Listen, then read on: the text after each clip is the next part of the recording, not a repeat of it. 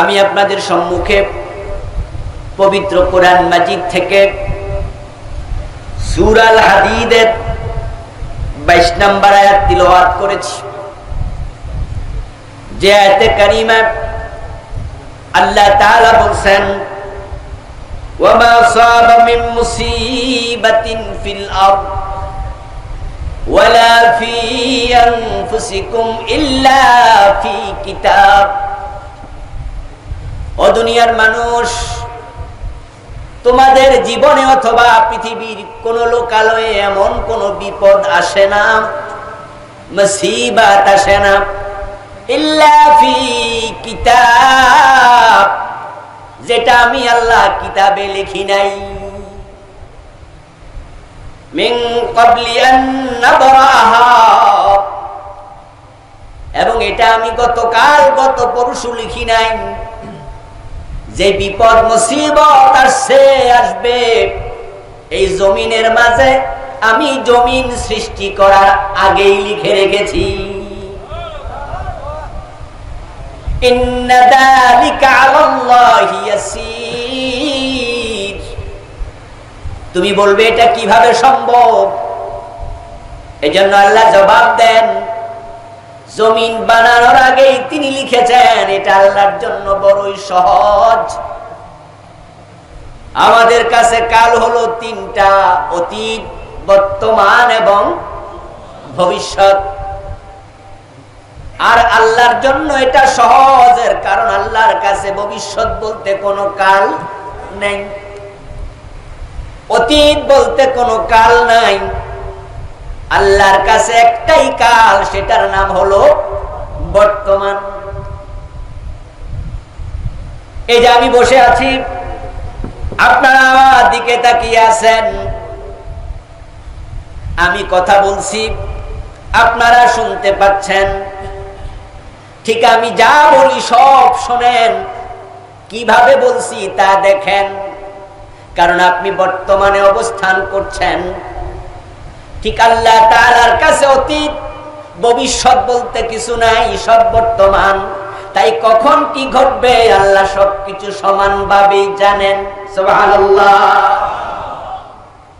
এটা আল্লাহর ইলমে আজলি, তিনি সব জানেন।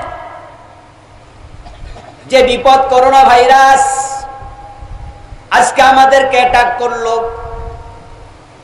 এই বিপদ মুসিবত গুলো কেন আসে? আল্লাহ বলেন আমি লিখেছি। কেন তিনি লিখলেন? এর কারণ আল্লাহ পাক রব্বুল আলামিন কোরআন মাজিদে বলছেন, ফাখাযানাহুম বিল বাসাই ওয়াদ-দাররাই লাআল্লাহুম ইয়াতাদাররাউন। আল্লাহ তাআলা বলছেন, এই মানুষগুলোকে আমি বিপদ এবং মুসিবত মাঝে মাঝে দেই, তারা যেন বিনয়ী হয়। সুবহানাল্লাহ। যার বিপদ নাই, মুসিবত নাই, জ্বর নাই, কাশ নাই, সর্দি নাই, কোন রকমের বিপদ জীবনে স্পর্শ করে না, ওই ব্যক্তি অহংকারী হয়ে যাওয়ার সম্ভাবনা আছে না নাই? মানুষ যখন বিপদে পড়ে তখন আল্লাহর কথা মানুষ বেশি স্মরণ করে। যদি কোন নাস্তিক টেকনাফে গিয়ে সেন্ট মার্টিন সফরে যাওয়ার উদ্দেশ্যে লঞ্চে চড়ে, যারা টেকনাফ থেকে সেন্ট মার্টিন গিয়েছেন তারা জানেন, লঞ্চ যখন সামনে আগায় ডান পাশে কিছু পাহাড় পড়তে থাকে, বাম পাশে মায়ানমার দেখা যায়। 1 ঘন্টা 1.5 ঘন্টা পথ অতিক্রম করার পরে বঙ্গোপসাগরের এমন পয়েন্টে লঞ্চ গিয়ে পৌঁছে, যেখানে যাওয়ার পরে ডানে বামে সামনে পিছনে পানি ছাড়া আর কিছুই দেখা যায় না। এমন জায়গায় যাওয়ার পরে যদি হঠাৎ করে ঘূর্ণিঝড় শুরু হয়, লঞ্চের যিনি সারেং ড্রাইভার, তিনি যদি হ্যান্ডমাইক নিয়ে ঘোষণা করেন, ও লঞ্চের যাত্রী ভাইরা, ঘূর্ণিঝড়ে লঞ্চ কন্ট্রোল করা সম্ভব নয়, 15 ফিট 20 ফিট উঁচু হয়ে ঢেউ আসছে, যেই কোনো মুহূর্তে লঞ্চটা ডুবে যেতে পারে। যারা সাঁতার জানেন, সাঁতার জানার জন্য জানেন, যারা প্রস্তুতি নিন সাঁতার কাটার জন্য। যারা সাঁতার জানেন না, লঞ্চের পাশে গোল গোল টায়ার দেয়া আছে, টায়ার গুলো খুলে রেডি থাকেন, যান বাঁচাতে হবে। এই অবস্থায় যদি কোনো নাস্তিক লঞ্চে থাকে, লঞ্চ যখন এদিক সেদিক চরম ভাবে দুলতে থাকে, ওই নাস্তিকের মনেও বাঁচাও বাঁচাও কেউ যদি বাঁচাতো, মানুষ যখন আল্লাহ বলে চিৎকার দেয়, তাদের সাথে নাস্তিকটাও চিৎকার দেয়া শুরু করে দেবে। ওই বিপদের সময় নাস্তিক আস্তিক হয়ে যায়। আমার ভাইয়েরা, আল্লাহ পাক রব্বুল আলামিন মানুষকে বিপদ মুসিবত দিয়ে মাঝে মাঝে ক্রান্ত করেন, লাআল্লাহুম ইয়াতাদাররুন, যেন মানুষগুলো বিনয়ী হয়। আল্লাহ তাআলা আমাদেরকে বানিয়েছেন তার গোলামির জন্য, আনুগত্যের জন্য। কিন্তু মানুষ আল্লাহর আনুগত্যের সীমার বাহিরে চলে যায়। আপনি দেখবেন গরিব যদি ধনী হয়ে যায়, টাকা যত বাড়ে অধিকাংশ গরিবের অহংকারও তত বাড়ে। আত্মীয় স্বজন চেনে না, বন্ধু বান্ধব চেনে না। একসময় রিক্সা চালাতো, আজকে পাজারো জিপ। ওই রিক্সাওয়ালার পাজারো জিপের পাশে যদি কোনো গরিব গিয়ে ভিক্ষা চায়, হাত দিয়ে ইশারা দেয়, গ্লাসে হাত দিস না, গ্লাস ময়লা হবে। আত্মীয় স্বজন গরিবেরা যদি ঢাকায় তার অফিসে যায়, পরিচয় দিতে চায় না, সিসি ক্যামেরা দিয়ে দেখতে পায়, দারোয়ানকে বলে দেয় ওই লুঙ্গিওয়ালাকে ভিতরে ঢুকতে দিস না। ক্ষমতা পাওয়ার পর মানুষ অহংকারী হয়ে যায়, অর্থ পাওয়ার পর অহংকারী হয়ে যায়। যখন কিছু মানুষ ক্ষমতার বাহুদুরিতে দম্ভ অহংকার শুরু করে, এক পর্যায়ে তারা আল্লাহকে ভুলে যায়। তাই তো বেশি ক্ষমতা পাইয়া ফেরাউন এক পর্যায়ে নিজকে খোদা দাবি করেছে, ক্ষমতার কারণে করেছে। মূসা আলাইহিস সালাম যখন আল্লাহর কথা বললেন, ফেরাউন তখন বলল, ও হামান, একটা বড় বিল্ডিং বানা, ওই বিল্ডিং এর ছাদে উঠে আমি মূসার খোদাকে দেখতে চাই। তামাশা করে, টিটকারি করে, এক পর্যায়ে অহংকার করে দাবি করে বসলো, আনা রাব্বুকুমুল আলা, কোথায় খোদা? আমি তো তোমাদের সবচেয়ে বড় খোদা। ক্ষমতা পাওয়ার পরে নমরুদ এক পর্যায়ে হযরত ইব্রাহিমের সাথে ঝগড়া শুরু করে দিল রুবুবিয়ত নিয়ে। ইব্রাহিম আলাইহিস সালাম বলেন, আমার রবের উপরে ঈমান আনো। নমরুদ প্রশ্ন করলো, রব আবার কে? রব তো আমি নিজেই। আলাম তারা ইলাল্লাযী হাজ্জা ইব্রাহিম ফি রাব্বিহি আন আতাহুল্লাহুল মুলক। আল্লাহ তাআলা বলেন, ও নবী মুহাম্মদ সাল্লাল্লাহু আলাইহি ওয়াসাল্লাম, আপনি কি লক্ষ্য করেননি ওই ব্যক্তির উপরে যাকে তার রব ক্ষমতা দিয়েছিল? আনাতাহুল্লাহুল মুলক, ক্ষমতা দেয় কে? আল্লাহ। ওই ব্যক্তি ক্ষমতা পায়া ইব্রাহিমের সাথে রুবুবিয়ত নিয়ে ঝগড়া শুরু করলো। হাজ্জা ইব্রাহিম ফি রাব্বিহি, ইব্রাহিম আলাইহিস সালাম বললেন, না, তুমি রব হতে পারো না। রব্বিয়াল্লাযী ইউহয়ী ওয়া ইউমীত, আমার রব তো তিনি জীবন এবং মৃত্যুর মালিক। ফেরাউন ক্ষমতা পাইয়া এতটা অহংকারী হলো, নমরুদ ক্ষমতা পাইয়া এতটা অহংকারী হলো, সে এবার দাবি করে বসলো, আনা উহয়ী ওয়া উমীত, জীবন এবং মৃত্যুর মালিক হলে যদি রব হয়, তাহলে আমি নমরুদ, আমি তো জীবন মৃত্যুর মালিক। ইব্রাহিম আলাইহিস সালাম বিশ্বাস করেন না। চেহারার দিকে তাকায়া নমরুদ বুঝতে পেরেছে, চেহারা মানুষের মনের আয়না। মনে যদি রাগ আসে চেহারার মাঝে প্রকাশ পায়, পায় কিনা? আবার মনে যদি আনন্দ আসে সেটাও চেহারার মাঝে প্রকাশ। চেহারা হলো মনের আয়না। নমরুদ বলে আমি রব, আমি জীবন মৃত্যুর মালিক। ইব্রাহিম আলাইহিস সালাম যেটা বিশ্বাস করেন নাই চেহারার দিকে তাকায়া বুঝছে।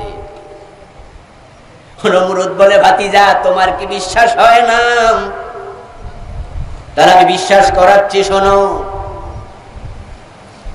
কারাগার থেকে দুজন কয়েদি নিয়ে আসা অর্ডার করলো। নমরুদ হাতে তরবারি নিল। ইব্রাহিম আলাইহিস সালাম দাঁড়িয়ে আছেন। পুলিশের কোন সদস্য দুইজন কয়েদিকে ধরে নমরুদের সামনে হাজির করার সাথে সাথে নমরুদ তলোয়ার দিয়ে একজনের গর্দান মাথা থেকে সরাইয়া দিল। দেহ থেকে গর্দান আলাদা, মাথা আলাদা করে ফেললো। কোনো বিচার নাই, আর্গুমেন্ট নাই, উকিল নাই, ব্যারিস্টার নাই, বিনা বিচারে একজন জবাই করে দিল। পাশের জনের দিকে ইশারা করে বলল, তুমি আর কারাগারে যাওয়া দরকার নাই, যাও, তোমাকে ছেড়ে দিলাম, বাড়ি চলে যাও, তোমাকে বেকসুর খালাস দিলাম। এবার ইব্রাহিম নবীর দিকে তাকায় নমরুদ বলে, ইব্রাহিম দেখলা কেমনে একজনকে মারলাম, কেমনে একজনকে ছাড়লাম। ইব্রাহিম আলাইহিস সালাম এবার বলে, শোনো, আমার রক্ত তিনি ইয়াতি বিশামস মিনাল মাশরিক ফাতি বিহা মিনাল মাগরিব ফাবুহিতাল্লাযী কাফার। আওয়াজ দিয়ে বলেন সুবহানাল্লাহ। তুমি যদি রব হওয়ার এতই খায়েশ তোমার হয়, এতই শখ তোমার জাগে, তাহলে আমি ইব্রাহিম বলছি আমার রক্ত তিনি যিনি প্রতিদিন সকাল বেলায় পূর্ব দিক থেকে সূর্য উদিত করেন। তুমি যদি রব হও, ক্ষমতা তোমার এতই থাকে, ওই সূর্যটাকে পশ্চিম দিক থেকে উদিত করে দেখাও।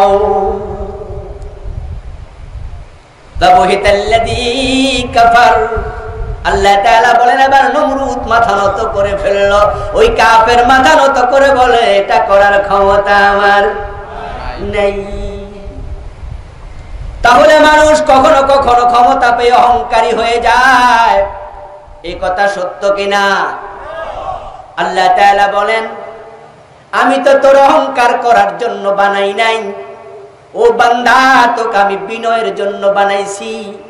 তাই তোর শুরুটাই করেছি মাটি থেকে, মাটি থেকে বানাইছি। মিনহা খালাকনাকুম ওয়া ফিহা নুঈদুকুম ওয়া মিনহা নুখরিজুকুম তারাতান উখরা। মাটির স্বভাবই হলো বিনয়। মাটি তো ঊর্ধ্বমুখী হয় না, অহংকারী হয় না, নিম্নমুখী হয়। তাই মাটি এক মুষ্টি হাতে নিয়া ছেড়ে দেবেন, মাটিটা নিচের দিকে যাবে।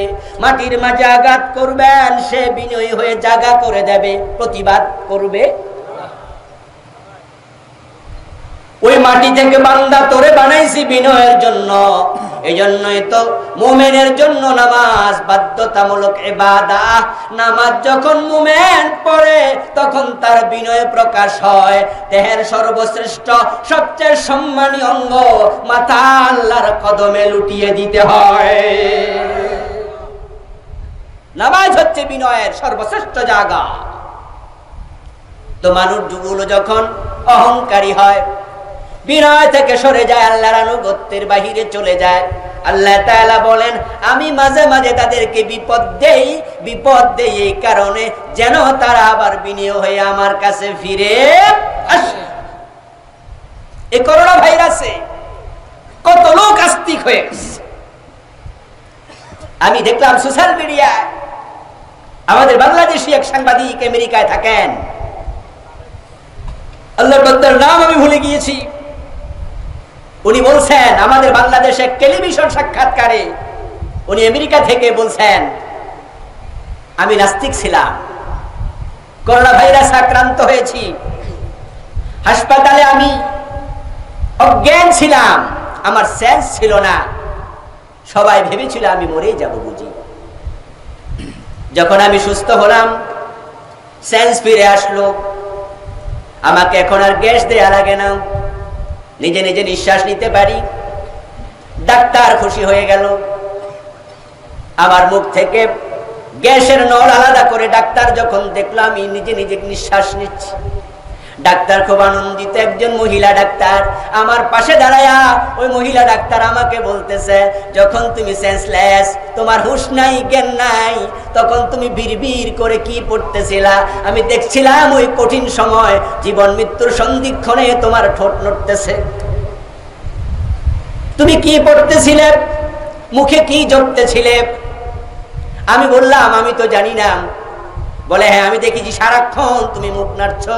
তখন আমি বললাম হতে পারে আমি ছোটবেলায় কিছু সূরা কেরাত পড়েছিলাম মক্তবে, বড় হওয়ার পরে এগুলো বিশ্বাস ছেড়ে দিয়েছি।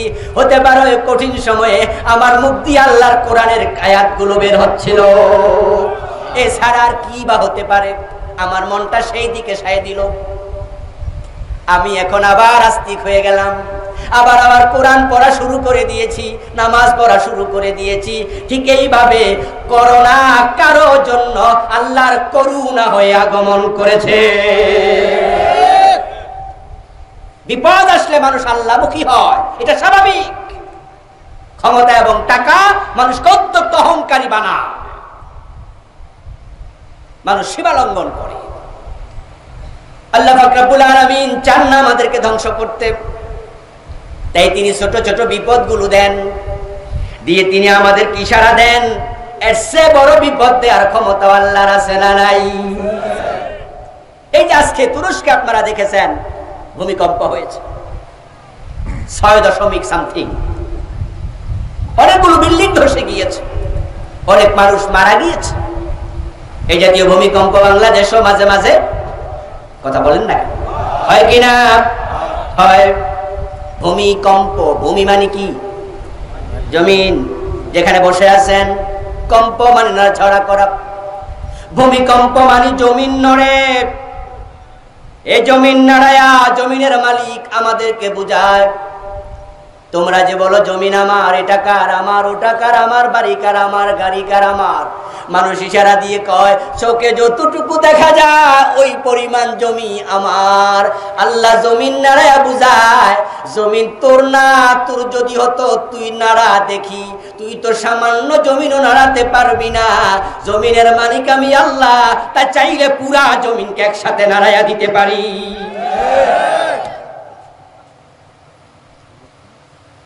ইযা যুলজিলাতিল আরদু জিলজালাহা ওয়া খারাজাতিল আরদু ওয়াসকালাহা ওয়া ক্বালাল ইনসানু মা লাহা। আরেকটা বড় ভূমিকম্প হবে, জালজালা হবে। ওই জালজালার নাম হলো কিয়ামত। আল্লাহ তাআলা বলেন এই ছোট ছোট বিপদ দেয়। করোনা ভাইরাস এসেছেন, আমেরিকাতে এমন দিনও গেছে একদিনে 1800, 1900, 2022 একদিনে মারা গেছে। শুধু নিউ ইয়র্ক সিটিতে 2000-এর উপরে একদিনে নাই, এমন দিন কি যায় নাই? পৃথিবীতে মানুষের সংখ্যা এখন প্রায় 800 কোটি। এই পর্যন্ত মারা গেল 4 লাখের বেশি। আমার বন্ধুগণ বলুন তো, আল্লাহ তাআলা যদি চাইতেন শুধু করোনা ভাইরাস দিয়া একদিনে 4 লাখ মারার ক্ষমতা আল্লাহর আছে না নাই?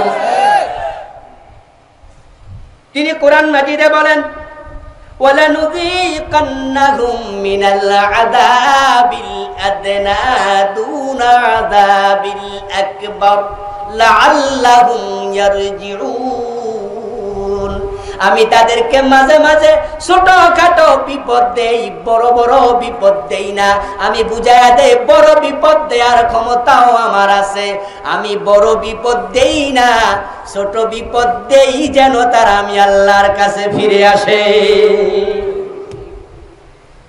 তাহলে করোনা ভাইরাস এই জাতীয় বিপদ মুসিবত আল্লাহ দেন মানুষ যেন আল্লাহর কাছে ফিরে যায়। আল্লাহ পাক রব্বুল আলামিন এটা একটা নিয়ম। তিনি মাঝে মাঝে অতিবৃষ্টি দেন, বন্যায় মানুষ ডুবে যায়। অনাবৃষ্টি দেন, দুর্ভিক্ষ তৈরি হয়, নদীর ভাঙ্গনে বাড়িঘর চলে যায়। আবার দেখা যায় পৃথিবীর কোন কোন অঞ্চলে আমরা দেখতে পাই বন্ধু আগুন লেগে শত শত বিঘা জমিন পুড়ে গেছে, এমন ঘটনাও। আগ্নেয়গিরি লাভা উজ্জীবন করে মাইলের পর মাইল জ্বালায়া দেয়, শত শত বাড়িঘর নিয়ে নদীতে তলিয়ে যায়, নদী ভাঙ্গনে। হঠাৎ করে আপনজন মরে যায়, ব্যবসা ধস নেমে যায়। বিশাল লঞ্চে করে বিদেশ থেকে মাল আসছিল, হাজার হাজার কোটি টাকার মাল, সব নিয়ে লঞ্চটা সাগরে ডুবে যায়, এমন ঘটনাও। অতিবৃষ্টি, অনাবৃষ্টি, খরা, দুর্ভিক্ষ, মহামারী, কলেরা, টাইফয়েড, সোয়াইন ফ্লু, এই জাতীয় বিপদ মুসিবত আল্লাহ তাআলা মাঝে মাঝে দেন। এটা তার সিস্টেম, এটা অভ্যাস। এই ধাক্কাগুলো দিয়ে তিনি আমাদেরকে বুঝান, ক্ষমতার মালিক তোমরা না, ক্ষমতার মালিক হলেন আল্লাহ। আপনারা দেখেছেন ইতালির প্রধানমন্ত্রী, তিনি আকাশের দিকে মাথা তুলে বলেছেন, আমাদের যা করার চেষ্টা আমরা সব করেছি, এখন বাকি দায় দায়িত্ব আকাশের মালিক, আকাশওয়ালার, আমাদের আর কিচ্ছু করার। অথচ ইউরোপের দেশগুলো, আমেরিকার দেশগুলো এত অহংকার করত, তারা ভাবতো দুনিয়াতে তারা যা চায় করতে পারে, ক্ষমতার অভাব নাই। কিন্তু আল্লাহ দেখিয়ে দিয়েছেন, ছোট্ট একটি ভাইরাসের সাথে পেরে উঠবা, ওই ক্ষমতাও তোমাদের। এটা এসে যায় বিপদ মুসিবত আল্লাহর সিস্টেমের কারণে। এই জাতীয় বিপদ মুসিবত আমাদের জীবনও আসে। আপনাদের জেনে রাখা লাগবে, একটা বিপদ আল্লাহর অনুমতি ছাড়া আসে না। ঘর থেকে বের হয়েছেন হোঁচট খেয়ে, সিঁড়ি থেকে পড়ে পা ভেঙে গেছে, এমন ঘটনা হয় না? রাস্তায় বের হয়েছেন, রাস্তার পাশ দিয়ে হেঁটে যাবেন, রাস্তার পাশে দাঁড়িয়ে আছেন, পিছন থেকে গাড়ি ধাক্কা দিয়েছে, জায়গায় মরে গেছে। আপনাদের গাজীপুরের কৃতি সন্তান, কালীগঞ্জের অধিবাসী মাওলানা আব্দুস সাত্তার, মনে আছে? রাস্তার পাশে দাঁড়িয়েছিলেন, একটি গাড়ি এসে তাকে ধাক্কা দিল। কয়েকদিন হাসপাতালে ছিলেন, তারপর ইন্তেকাল করলেন। প্রিয় ভাই মাওলানা, নাকি ভুল বলেছি নাম? আব্দুস সাত্তার হোসাইনি, বন্ধু মানুষ, আমাদের হান্নান ভাইয়ের প্রিয়জন, আমারও প্রিয়জন। আজকে হাজারো জনতাকে নিয়ে আল্লাহর কাছে দোয়া করি, আল্লাহ আমার প্রিয় ভাই আব্দুস সাত্তারকে জান্নাতের মেহমান বানায়া দাও। রাস্তার পাশে দাঁড়িয়ে আছেন, গাড়ি চাপা দিয়েছে, উনি চলে গেলেন, হোঁচটকে পরে পা ভেঙে ফেললেন। আমার ভাই, আরো কত বিপদ হয়। ঘরে গ্যাস সিলিন্ডার বিস্ফোরণ, 5 জন 7 জন আগুনে দগ্ধ হয়ে গেছে, এমন ঘটনাও। আল্লাহ পাক রব্বুল আলামিন বলেন, মা সাবা মিন মুসিবাতিন ইল্লা বিইذনিল্লাহ। ও দুনিয়ার মানুষ শোনো, আল্লাহর অনুমতি ছাড়া কোনো বিপদ আসে না। এজন্য যে বিপদ এসেছে আপনাকে বুঝে নিতে হবে, এটা আল্লাহ লিখেছেন জমিন বানানোর আগে। এই বিপদটা নিজে নিজে আসে না, আসার ক্ষমতা তার নাই, এসেছে আল্লাহর অনুমতি নিয়ে। এখন আপনাকে ব্যাখ্যা করতে হবে বিপদটা আসলো কেন। এখানে 2টি কারণ, একটা হতে পারে আপনার জন্য পরীক্ষা, অথবা হতে পারে আপনার কৃতকর্মের ফলাফল। এটা আল্লাহর গজব। কথা বোঝেন? এই করোনা ভাইরাসে কত মুমিন, মুসল্লি, নামাজি, হাজি গাজিও মারা গেছে, যায় নাই? আবার এই করোনা ভাইরাসে নাস্তিক, বেনামাজি, কাফেরও মারা গেছে। আমার বন্ধু, 2 জনের জন্য একই কারণে করোনা আসে নাই, আল্লাহর পক্ষ থেকে অনুমতি নিয়ে এসেছে। কারো জন্য পরীক্ষা, কারো জন্য গজব। এখন আপনাকে হিসাব করতে হবে, আমি যে বিপদে পড়ে গেলাম, অ্যাক্সিডেন্ট করলাম, আমার ব্যবসা ধস হয়ে গেল, বাড়িতে আগুন লেগে গেল, সিলিন্ডার বিস্ফোরণ হলো, গাড়িতে চাপা পড়লাম, কেন হলো? আপনি হিসাব বের করবেন। যদি দেখেন অপরাধী, তাহলে আপনার উচিত এই বিপদ দেখে অপরাধ ছেড়ে দিয়ে আল্লাহর কাছে ফিরে আসা।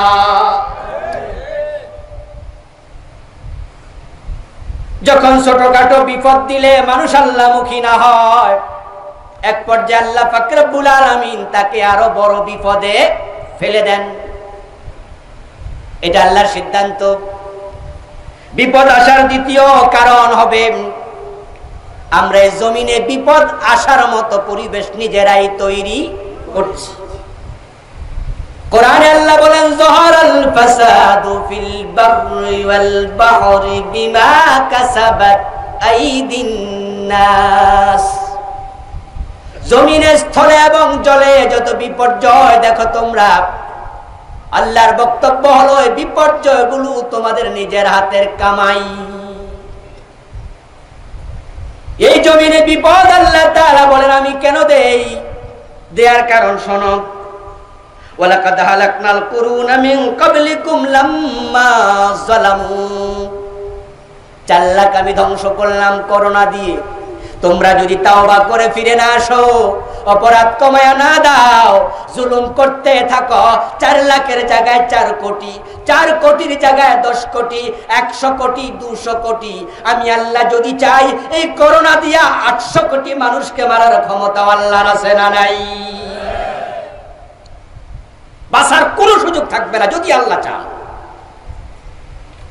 আমাদের বাংলাদেশের কত ক্ষমতাওয়ালারাই করোনায় মারা গেছে, মারা যায় নাই? আমাদের বর্তমান মন্ত্রী, সাবেক মন্ত্রী, বাংলাদেশের বর্তমানে সবচেয়ে ধনী পরিবার এস আলম গ্রুপ, নাম শুনেছেন?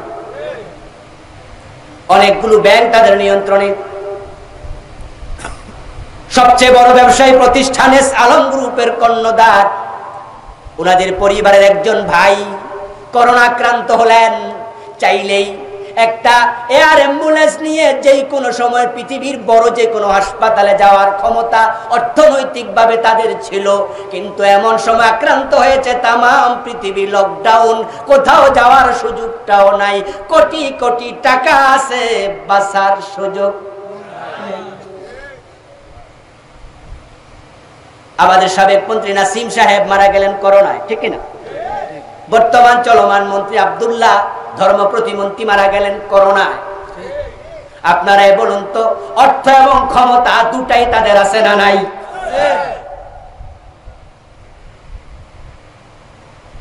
আমেরিকার প্রেসিডেন্ট ডোনাল্ড ট্রাম্প করোনা আক্রান্ত হয়েছে।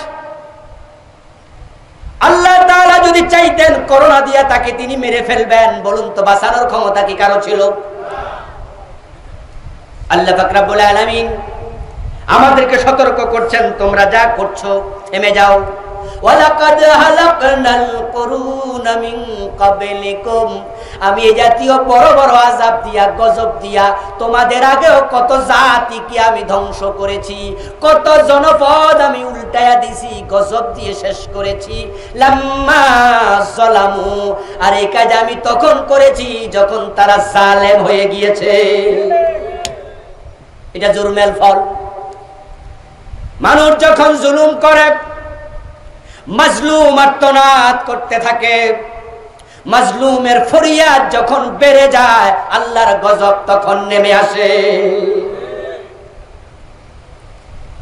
ওয়াত্তাকু ফিতনাতাল লা তুসিবান্নাল্লাযীনা যালামু মিনকুম খাসসা। এবার আপনারা যারা জুলুম করেন নাই, ভালো মানুষ আক্রান্ত হয়েছেন, আপনার আত্মীয় আক্রান্ত হয়েছে, ভালো মানুষ, জালেম না। প্রশ্ন হতে পারে, হুজুর উনি তো ভালো, উনি আক্রান্ত কেন হলেন? আল্লাহ কোরআনে জবাব দেয়, জালেমদের জুলমের কারণে যখন গজব আসে তখন ভালো মানুষ আক্রান্ত হয়ে যায়।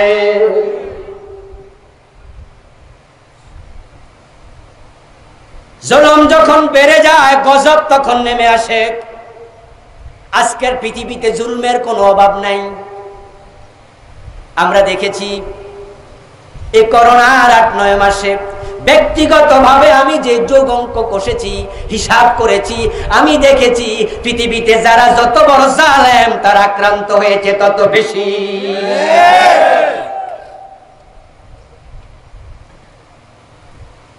আমার বন্ধু, এই পর্যন্ত আমেরিকাতে মানুষ মারা গেল 1 লাখের বেশি।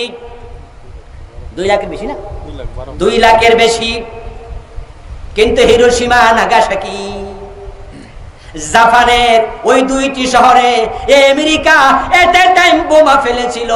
সেদিন একসাথে তো আরো কত আল্লাহর বান্দাকে তারা হত্যা করেছে, কত মানুষ বিকলাঙ্গ হয়েছে, কত মানুষ ঘর বাড়ি হারিয়েছে। একটা মানুষ যদি কাফের হয়, তার উপর জুলুম করলে, বদদোয়া দিলে কাফেরের বদদোয়া কবুল হয়ে যায়।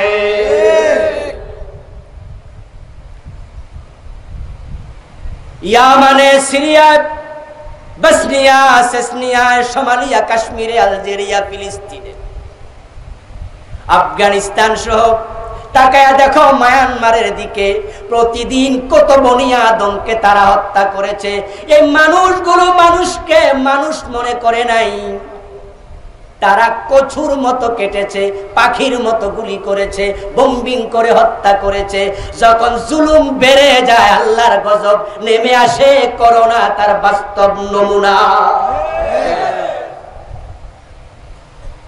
আল্লাহ তাম পৃথিবীকে থামিয়ে দিয়েছে। মানুষ যেন তওবা করে, মানুষ যেন ফিরে আসে। আল্লাহ পাক রব্বুল আলামিন বলেন, ওয়া কাযালিকা নাযিল কওমাল মুজরিমিন। আমি জুলমের কারণে শুধু অতীতে গজব দেই নাই, ভবিষ্যতে সিস্টেম চালু থাকবে। যখন তোমরা জালেম হবে, আমার নতুন নতুন গজব এসে যাবে। আমার বন্ধু, কোভিড-19 করোনা ভাইরাস, আজ থেকে 10 মাস 11 মাস আগে এই ভাইরাসের নাম পৃথিবীর মানুষ জানতো না। কত বড় গজব! পৃথিবীতে বর্তমানে রাষ্ট্রের সংখ্যা 228টা, স্বাধীনতা পেয়েছে 195টা। 228টা রাষ্ট্রের মাঝে পৃথিবীর একটা রাষ্ট্র বাদ নাই যেখানে করোনা পৌঁছে নাই। যদি আপাত দৃষ্টিতে আমরা মনে করি করোনা একজনের গা থেকে আরেকজনের কাছে যায়, চিকিৎসা বিজ্ঞান সেটাই বলছে, আমরাও বিশ্বাস করছি। কিন্তু বন্ধু, করোনা ভাইরাস এক জায়গা থেকে আরেক জায়গায় যদি না যাইতো, তাহলে আপনি ভাবেন আপনার দেশে করোনা আসতো না? আমি বলি তোমার সাথে আমি একমত না। কারণ চায়নাতে প্রথম যখন করোনা ভাইরাস উৎপত্তি হয়, ওইটা আইছে কোত্থেকে? কথা কি বোঝেন? পৃথিবীতে প্রথম দেশ করোনা ভাইরাসে আক্রান্ত, সে দেশের নাম কি? চায়না। তো চায়না থেকে বাংলাদেশে আসছে, বাংলাদেশ থেকে মায়ানমার গেছে, মায়ানমার থেকে আরেক দেশে গেছে, কিন্তু চায়নারটা কোত্থেকে আসছে? আল্লাহ পাক রব্বুল আলামিন পৃথিবীর 228 দেশকে একসাথে আক্রান্ত করলেন, কাউকে মুক্তি দিলেন না। তামাম পৃথিবীর মানুষগুলো অপরাধের সাথে মিশে গেছে। কেউ সরাসরি জালেম, কেউ সরাসরি জালেম নয়, জালেমের সাহায্যকারী। কেউ জালেমের সাহায্যকারী নয়, জালেমের সমর্থক। কেউ সমর্থন করে না, তবে চুপ থেকে মৌন সমর্থন করছে। আবার একদল আল্লাহর বান্দা আছে যারা জুলুমের প্রতিবাদ করছে, তবে ওই প্রতিবাদীর সংখ্যা বড়ই কমে গেছে।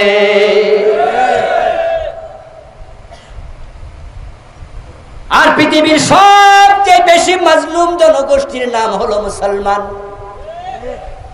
মুসলমানদের মতো মাজলুম জাতি পৃথিবীতে আর নাই। বাস্তবতার সাক্ষী আপনারা। কালের কিংবদন্তি, আজ থেকে 1.5 যুগ আগে যখন ইরাক আক্রান্ত হয়, সাদ্দাম বারবার বলেছিলেন তার দেশে কোনো পরমাণু অস্ত্র নাই। জাতিসংঘের গোয়েন্দা সংস্থা রিপোর্ট করেছিল ইরাকে কোনো পরমাণু অস্ত্র নাই। কিন্তু বুশ সিদ্ধান্ত নিয়েছে একঘেয়ামি করে আক্রমণ করবেই। ইরাক আক্রমণ করল। আপনাদের কাছে আমি জানতে চাই, যারা জানেন জবাব দেন মেহেরবানি করে। আমেরিকা এক আক্রমণ করেছে নাকি সহযোগী ছিল?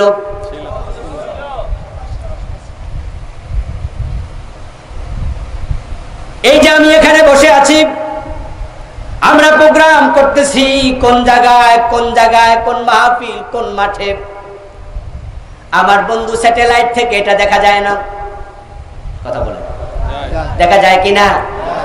গাড়িতে ওঠার পরে আপনার সামনের রাস্তা কোন দিকে বাঁক নিয়েছে, কোন দিকে কয়টা রাস্তা ঢুকছে, গাড়ির মাঝে বসে যদি আপনি জিপিএস চালু করে দেন, আজ থেকে এখান থেকে 5 মাইল পরে রাস্তা কোন দিকে গেছে এখানে বসে সেটাও দেখা যায়। আমি এখান থেকে যাব নারায়ণগঞ্জ, যে জায়গায় যাব, যেই বাজারে নামবো, এখানে বসে যদি আমি জিপিএস চালু করে দেই, ওই জায়গাটা লিখে দেই, ওই জায়গাটার রাস্তা সব দেখা যায়, কত কিলোমিটার সেটা দেখা যায়, যেই গাড়িতে বসেছি ওই গাড়ি কত কিলোমিটার গতিবেগে চলছে সেটা দেখা যায়, ঢাকা পার হওয়ার পরে কোন জায়গায় জ্যাম আছে কথা বলেন না কেন, দেখা যায়নি? কোন জায়গায় রাস্তায় জ্যাম পড়ে আছে, লাল দাগ ওঠে, সবুজ দাগ ওঠে, হলুদ দাগ ওঠে, মানে জ্যাম কিছু কম, ওইটা হলো একটু হলুদ, জ্যাম নাই সবুজ, জ্যাম আছে লাল, কয় কিলোমিটার জ্যাম সবটা যদি দেখা যাইতে পারে, আজকের যদি আমেরিকা ওই ব্রিটিশের লোকেরা তারা সব কিছু জিপিএস দিয়া মহাকাশ থেকে স্যাটেলাইট দিয়া বের করে ফেলতে পারে, তাহলে ওসামা বিন লাদেন ইরাকে আছে না নাই, আফগানিস্তানে আছে না নাই, পরমাণু অস্ত্র আছে না নাই, ওটা বুঝি তারা বোঝে না। সাদ্দাম বারবার বলেছে তার দেশে পরমাণু অস্ত্র নাই, আফগানিস্তান বারবার বলেছে তার দেশে ওসামা বিন লাদেন নাই, কিন্তু আমেরিকা ছাড়লো না, লাখ লাখ বনি আদমকে হত্যা করেছে। আমার বাবা যদি মারা যায় কারো হাতে, যদি আমি অ্যাকশন নিতেও না পারি, আমার মনের বদদুয়া আল্লাহর কাছে জমা হয়ে যায়। ওয়াত্তাক দাওয়াতাল মাজলুম ফাইন্নাহু লাইসা বাইনাহা ওয়া বাইনাল্লাহি হিজাব। বিশ্বনবী বলেন, সহিহ বুখারীর riwayat, মাজলুমের বদদুয়া থেকে বেঁচে থাকো, মাজলুমের বদদুয়া এবং আল্লাহর মাঝে কোনো পর্দা থাকে না। এইভাবে ইরাক শেষ করে দিল, হাজার হাজার ঘর বাড়িকে বিধ্বস্ত করলো, লাখ লাখ মুসলমান হত্যা করে ইরাক দখল করার পরে আমেরিকা বোমা পাইছে কয়টা? পরমাণু অস্ত্র পায় নাই। আফগানিস্তান মেসাকার করার পর লাদেনকে পায় নাই, লাদেনকে পাইছে অনেক বছর পরে পাকিস্তানে, ঠিক কিনা? এই যে মায়ানমার লাখ লাখ মুসলমানকে তারা উদ্বাস্তু বানায় ছেড়ে দিল। আমাদের কক্সবাজার সীমান্তে 10 লাখের উপরে তারা এসেছে।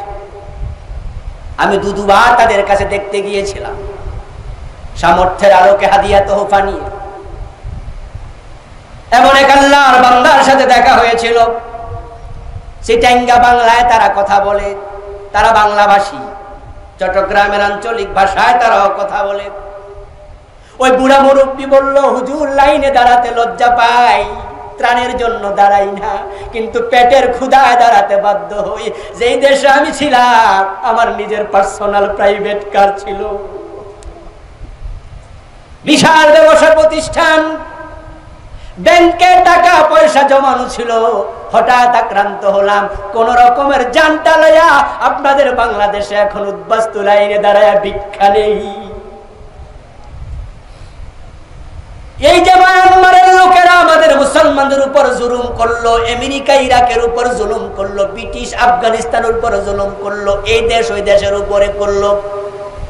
এবার আপনারা বলুন তো, ওই জুলুমগুলো দেখার পরে যারা চুপ করে আছে তারা মৌন সাপোর্টার হয়ে গেল কিনা? একদল জুলুম করে, আরেক দল সাথে সঙ্গী হয়ে সাহায্য করে, আরেক দল চুপ করে থেকে মৌন সাপোর্ট করে। আলটিমেটলি লাখ লাখ নয় কোটি কোটি মানুষ ওই জালেম হয়ে যায়। প্রতিবাদী অল্প কয়জন।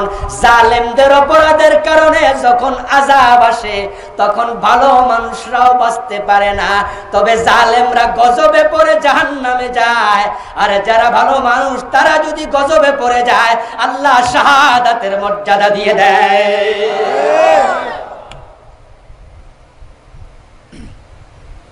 মা আয়েশা সিদ্দিকা রাদিয়াল্লাহু তাআলা আনহা বলছেন রাসূলুল্লাহ সাল্লাল্লাহু আলাইহি ওয়াসাল্লামকে এই জাতীয় আযাব গজবের ব্যাপারে প্রশ্ন করা হলো। আল্লাহর হাবিব বলছেন আত-তাউন রিজসুন ওয়া বাকিয়াতুম মিন আযাবিন উযযিবা বিহি কওমুন ক্বাবলাকুম। এটা হলো গজব আযাব, অতীতের জাতিদেরকে আল্লাহ আযাব দিয়া শায়েস্তা করছে। যদি তোমরা সোজা না হও ওই আযাব তোমাদের উপরেও আসবে। লূত আলাইহিস সালামের জাতি যখন সীমা লঙ্ঘন করেছে, জুলুম দুপ্রকার, একটা নিজের নফসের উপরে আর একটা অন্যের উপরে।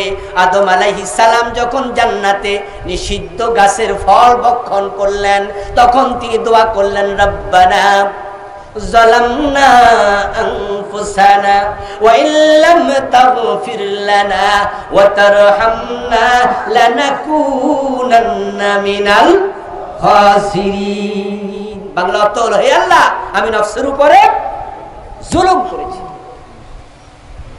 জুলুম করলে গজব আসে। ওই জুলুম দুই প্রকার, নফসের উপরে অথবা অন্যের উপরে। লূত আলাইহিস সালামের জাতি ছেলে ছেলে বিয়ে করত, মানে ছেলে ছেলে সমকামিতা করত। লূত আলাইহিস সালাম নিষেধ করলেন, তার জাতি তার কথা শুনল না। যখন সীমা লঙ্ঘন করলো, আল্লাহ গজব দেওয়ার জন্য দুজন ফেরেশতা পাঠালেন। ওই দুজন ফেরেশতা ওনার বাড়িতে বিকাল বেলায় ঢুকলো।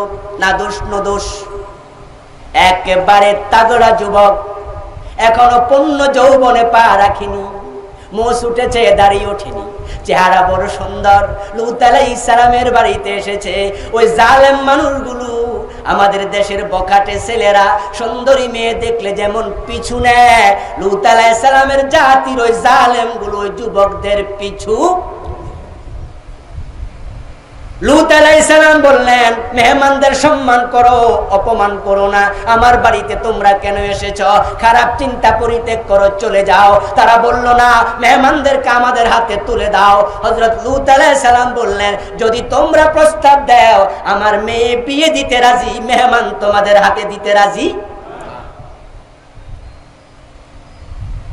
ওই জালেমগুলো উত্তরে বলে, মেয়ের প্রতি আমাদের কোনো হাজত নেই, প্রয়োজন নেই, আমরা ছেলেদেরকে চাই। লূত আলাইহিস সালাম মেহমানদের কাছে গিয়ে বললেন, বাবারা, তোমরা কোত্থেকে আমার বাড়িতে এসেছো আমি জানি না, তোমাদেরকে আমি বিদায় জানাতে চাই। এহতেরাম করতে পারবো না, সন্ধ্যার আগে তোমরা চলে যাও, না হয় জালেমদের হাত থেকে ইজ্জত বাঁচানো যাবে। ওই দুই যুবক হযরত লূত আলাইহিস সালামের কাছে গিয়ে আস্তে করে বলল, আল্লাহর নবী, টেনশন করার কারণ নাই, তাদের সাথে ফয়সালার জন্যই আল্লাহ আমাদেরকে পাঠাইছেন। ফয়সালা বেশি দেরি নয়, সকাল বেলায় হবে। সুবহে সাদেকের আখ্যান দিয়া রাত তো আগমন করছে, আপনি নিশ্চিন্তে থাকেন। তবে আল্লাহর বক্তব্য হলো, সন্ধ্যার পর পর আপনি এলাকা ছেড়ে বের হয়ে যান। আপনার সাথে যারা ঈমান এনেছে তাদেরকে সাথে নিয়ে চলে যাওয়ার জন্য আল্লাহ বলেছেন। ফয়সালার জন্য তাদেরকে আমাদের হাতে ছেড়ে দেন। লূত আলাইহিস সালাম চলে যাবেন। ফেরেশতা এবার বলছে, তবে আল্লাহর আরেকটা অর্ডার আছে, আপনার বউকে সাথে নেয়া যাবে না। লূত আলাইহিস সালাম চলে গেলেন, সাথে ওনার পরিবারের অন্য সদস্যরা গেল, যারা ঈমান এনেছে তারাও গেল। আল্লাহ তাআলা কোরআন মাজিদে বলছেন, ফাআনজাইনাহু ওয়া আহলাহু ইল্লা ইমরাআতাহু ওয়া কানাত মিনাল গাবিরিন। সুবহানাল্লাহ বলেন, সুবহানাল্লাহ। আনজাইনাহু আহলাহু, আনজাইনাহু, আমি লূতকে হেফাজত করলাম, নাজাত দিলাম। ওয়া আহলাহু, তার পরিবারকে নাজাত দিলাম, মুমিনদেরকে বাঁচালাম। ইল্লা ইমরাআতাহু, তবে তার বউকে বাঁচাই নাই। যখনই সুবহে সাদেকের সময় কাছাকাছি হলো, আল্লাহ তাআলা দুইজন ফেরেশতাকে বললেন, কোদাল দিয়ে মানুষ যেমন মাটি কাটে, কোদালটা ঢুকাইয়া দিলে মাটিগুলো উঠতে থাকে। দুই ফেরেশতা কোদালের মতো ওই টোটাল এরিয়ার দুই পাশে হাত দিয়া পুরা মাটিটাকে হাতের তালুতে নিয়ে নাও। فجعلنا عليها سافلها أمطرنا عليها حجارة وأمطرنا عليهم مطرا حجارة من سجيل منضود। কোরআনে আল্লাহ বিভিন্ন ভাবে বললেন, ফেরেশতাদেরকে বললাম জমিনটা উপরের দিকে তুলতে থাকো, কতিপয় ফেরেশতাকে বললাম তাদের উপরে পাথর মারতে থাকো। হিজারাতাম মিন সিজ্জিল, খুব শক্ত পাথর, প্রত্যেকটা পাথর চিহ্নিত, কোনটা কার মাথায় পড়বে পাথরের গায়ে নাম লিখে দিয়েছি। আমতারনা আলাইহিম মাতারা, বৃষ্টির মতো মারো, বৃষ্টির মতো পাথর ফেরেশতারা মারছে, লোকগুলো ভুসির মতো হয়ে গেল। এবার আমি বললাম ফেরেশতারা জমিনটাকে উল্টায়া ছেড়ে দাও, জমিনটাকে উল্টায়া ছেড়ে দিল। জমিনটা পড়ে এমন বিকট আওয়াজ হলো, সকাল বেলায় লূত আলাইহিস সালাম এসে দেখেন এলাকায় ঘর নাই বাড়ি নাই, একটা সাগর দেখা যায়। এমন ভাবে আযাব দিলাম, গজব দিলাম, ওই জনপদকে ধ্বংস করলাম, আজ পর্যন্ত সেখানে কেউ বসবাস করে না। এবং ওই লূত সাগর ডেড সিতে কোনো মাছও জন্ম নেয় না। এবার আপনাদের কাছে আমি জানতে চাই, লূত আলাইহিস সালামের স্ত্রী এই গজবের ভিতরে আছে না নাই? ওই এলাকার মানুষের অপরাধ ছিল তারা নারী পুরুষে ব্যভিচার করতো না, পুরুষে পুরুষে। কথা বলেন না কেন? তো লূত আলাইহিস সালামের বউ কি পুরুষ? তো ওনার কি দোষ? উনি তো পুরুষ নয়, উনি তো নারী। গজব তো আসছে পুরুষে পুরুষে সমকামের কারণে। এবার আপনাদের কাছে জানতে চাই, ওই এলাকায় 80-90 বছর বয়স্ক বুড়া পুরুষ আছে না নাই? আকাম করার বয়স কি আর আছে? যে এরিয়ার মানুষ চুরি করে, ডাকাতি করে, যদি কোন এলাকার নামে হয় চোরাপাড়া, চোরের গ্রাম যদি হয়, আপনাদের কাছে প্রশ্ন করতে চাই, ওই গ্রামের 100-100 জন চোর নাকি? আসলে কোন এলাকা 100-100 জন চোর হয় না, 100-100 জন ডাকাত হয় না। যদি বেশি মানুষও চোর হয়, 2-4 জন ভালো মানুষও। লূত আলাইহিস সালামের এলাকার সব মানুষ সমকামী তা নয়, মহিলারা সমকামী নয়, লূতের স্ত্রী সমকামী নয়। এবার প্রশ্ন করি, ওই জনপদে কি ছোট ছোট নাবালেগ বাচ্চা ছিল না? ওরা কি সমকাম করার মতো বয়স হয়েছে? কিন্তু উল্টাই যখন দিছে কেউ বাঁচতে পারে নাই। ওয়াত্তাকু ফিতনাতাল লা তুসিবান্নাল্লাযীনা যালামু মিনকুম খাস। আপনি আম গাছে উঠছেন, আম পারবেন, 1-2টা ডালা বাইয়ে ওঠার পরে ওখানে একটা পিঁপড়া বাসা ছিল, গর্ত করে পিঁপড়া আম গাছের গর্তে থাকে।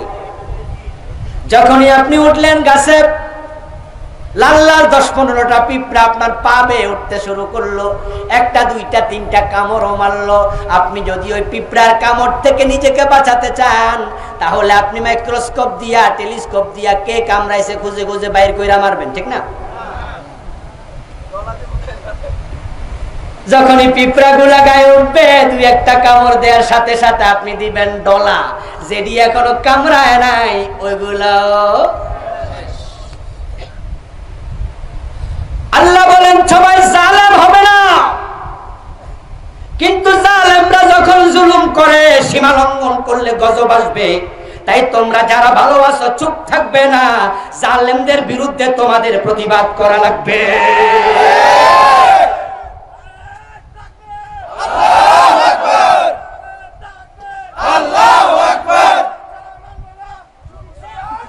আমার মুসলমান ভাইয়ের, আজকের পৃথিবীতে আর একটা জুলুম শুরু হলো।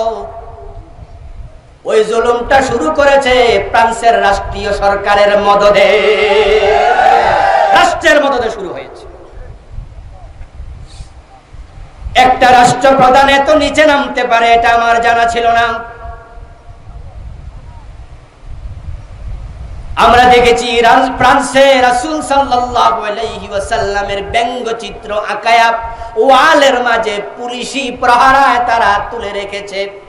ফ্রান্সের শহরে রাসূলকে হেয় করার সিদ্ধান্ত রাষ্ট্র নিয়ে অপকর্ম শুরু করেছে।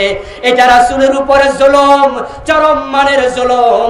বিশ্ব নবীর অপমান আল্লাহ সহ্য করবে না, গজব এসে যেতে পারে।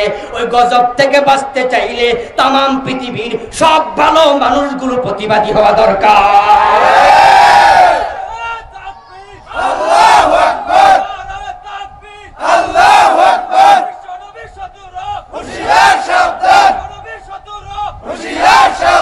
আমার ভাইয়েরা, কারো সেন্টিমেন্টে আঘাত দেওয়ার নাম বাক স্বাধীনতা হতে পারে না। কারো ধর্মীয় অনুভূতিতে আঘাত দেওয়ার নাম বাক স্বাধীনতা হতে পারে না।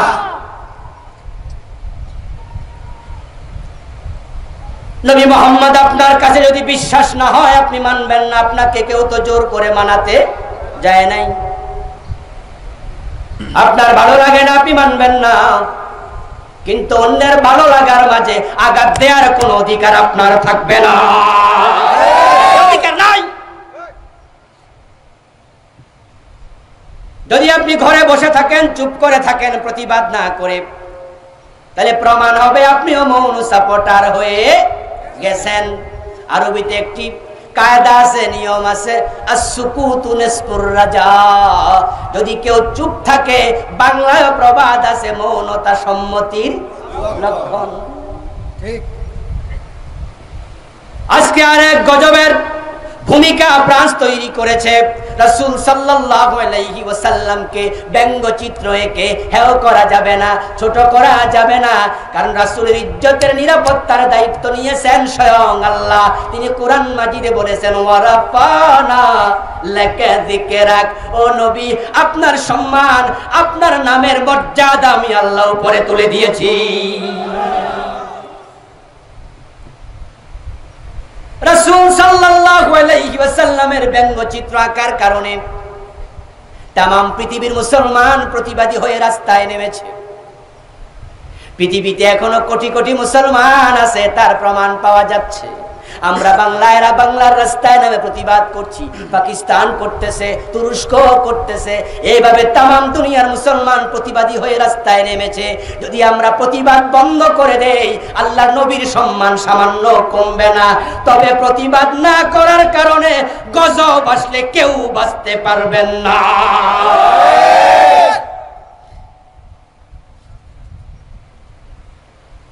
আমরা আজকের মাহফিল থেকে তামাম পৃথিবীর মুসলমানদের উদাত্ত আহ্বান জানাতে চাই।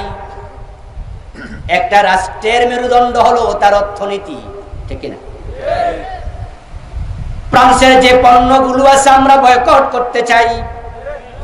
রাসূলের অন্তরে যার মহব্বত, রাসূলের মহব্বত যার অন্তরে আছে, ফ্রান্সের সাথে কোন রকমের লেনদেন সে করতে পারে না। আপনারা যারা এখানে চিন্তাশীল গবেষক আছেন, ঔষধের দোকানে কোন কোন ঔষধ ফ্রান্সের, যারা বিল্ডিং বানান কোন কোন ইনস্ট্রুমেন্ট গুলো ফ্রান্সের, যারা মিল ইন্ডাস্ট্রি পরিচালনা করেন কোন কোন যন্ত্রপাতি ফ্রান্সের, যারা গাড়ি বানান গাড়ির কোন কোন যন্ত্র ফ্রান্সের।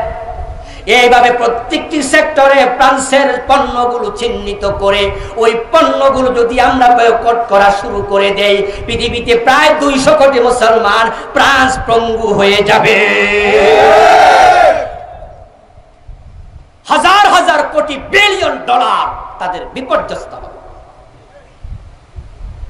তারপরে এবার আমরা নিয়মতান্ত্রিক পন্থায় প্রতিবাদ করব। আযাব গজব থেকে বাঁচতে হলে আমাদেরকে অন্যায়ের প্রতিবাদ করতেই। আমার বন্ধু, আল্লাহ পাক রব্বুল আলামিন অতীতের জাতিকে গজব দিয়ে আমাদের সতর্ক করছেন। যদি আমরা অপরাধ করি, জুলুম করি, অপরাধ থেকে ফিরে না আসি, গজব আমাদের উপরেও আসতে। আরেকটি কারণে গজব আসে, যেটা বললাম, পরীক্ষা। আল্লাহ পাক রব্বুল আলামিন মাঝে মাঝে বিপদ মুসিবত দিয়ে আমাদের ঈমানের পরীক্ষা করবেন, এমন আলোচনা আল্লাহর কোরআনে আছে না নাই? আমার সাথে তেলাওয়াত করুন, করুন যারা পারেন। ওয়ালা নাবলুওয়ান্নাকুম বিশাইইম মিনাল খাউফি ওয়াল জু'i ওয়া নাকসিম মিনাল আমওয়ালি ওয়াল আনফুসি ওয়াস সামারাত ওয়া বাশশিরিস সাবিরিন। বলেন সুবহানাল্লাহ। সুবহানাল্লাহ। আহাসিবান নাসু আন ইউতরাকু أن يقولوا آمنا وهم لا يفتنون। আল্লাহ তাআলা বলেন, মানুষ কি মনে করেছে ঈমান এনেছি বললেই ছেড়ে দেব?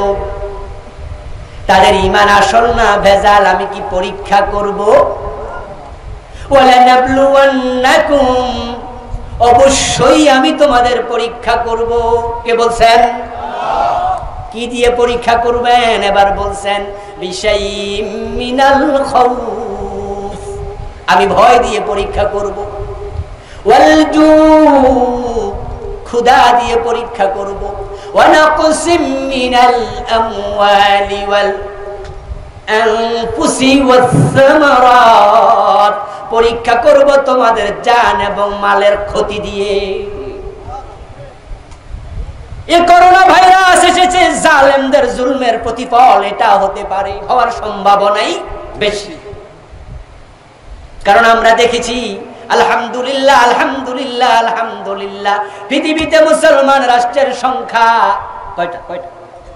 ওআইসি সদস্য সংখ্যা কত? 57। ওআইসির সদস্যশিপ পায় নাই এমন মুসলিম রাষ্ট্র আছে। তাহলে যদি আমরা কমপক্ষে 57টা ধরি, আপনি তাকিয়ে দেখুন, এই করোনা ভাইরাস ইরান ছাড়া আর কোন মুসলিম রাষ্ট্রে ব্যাপকভাবে ছড়ায় নেই।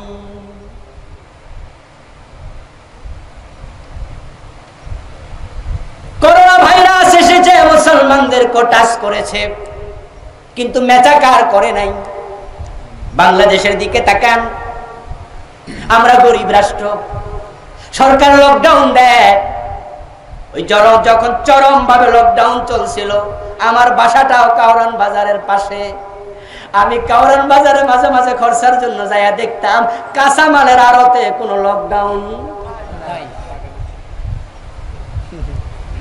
রিক্সাওয়ালা গুলো লকডাউন মানতেছে না, হুজুর পেটে ভাত নাই, যদি বাহির হই করোনা ধরবো, ঘরে থাকলে না খেয়ে মরবো, তো না খেয়ে ধুকে ধুকে মরবো কেমনে? তাই তো আমরা গরিব বাহিরে চলে আসছি। দিনমজুর করোনার লকডাউন মানে না, ঠেলাওয়ালা মানে না, এত মানুষ বস্তিতে থাকে, মাথায় মাথায় একসাথে থাকে, এত সতর্কই জাতি, সতর্কতা বোঝে না। দেখলাম সোশ্যাল মিডিয়ায় সাংবাদিক একজন মহিলাকে প্রশ্ন করছে, এই মহিলা, তোমার মাস্ক কই? মহিলা কয়, মাস্ক কেন? করোনা হইব। আমি পান খাই, পান খাইলে করোনা হয় না। আপনারা দেখছিলেন? এই মহিলার কথাটাকে আমি সাপোর্ট করি না, সতর্কতার কথা ইসলামে আছে না নাই? কিন্তু মহিলা অসতর্ক, বুঝেই না। বরং বন্ধু মাস্ক মুখে দেয়া, অনেকে মনে করে নিঃশ্বাস বন্ধ হয়ে যাবে। পুলিশে পিটাইয়া মাস্ক পরাতে পারে না। 18 কোটি মানুষের দেশ, এক একটা গাড়ির মাঝে লোকাল বাসে মানুষ ধরবে 30 জন, ওঠে 70 জন, ঠিক না বেঠিক? বস্তিগুলোতে গেলে করোনা কারে কহেরা মনে শুনে নাই। দূরত্ব মানে না, স্বাস্থ্যবিধি মানে না, হ্যান্ড স্যানিটাইজার মানে না, মাস্ক মানে না। তারপরও এখনো বাংলাদেশে 5-7 হাজারের বেশি মরে নাই। হেফাজত করেছেন কে?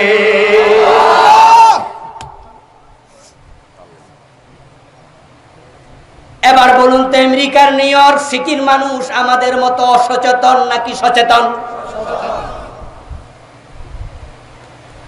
সেখানে যে তো মেসাকার, সবাই গ্লোভস পরেছে, হ্যান্ড স্যানিটাইজার ব্যবহার করেছে, মাস্ক পরেছে, আরো কত সতর্কতা।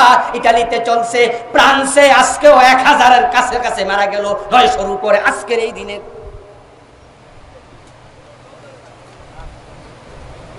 আমার ভাইয়েরা, আপনাদের একটা কথা আমি স্মরণ করিয়ে দিতে চাই, সেটা হলো আমরা মুসলমান যারা এফেক্টেড হয়েছি, আমরা জালেম নই, আমরা প্রতিবাদ করেছি।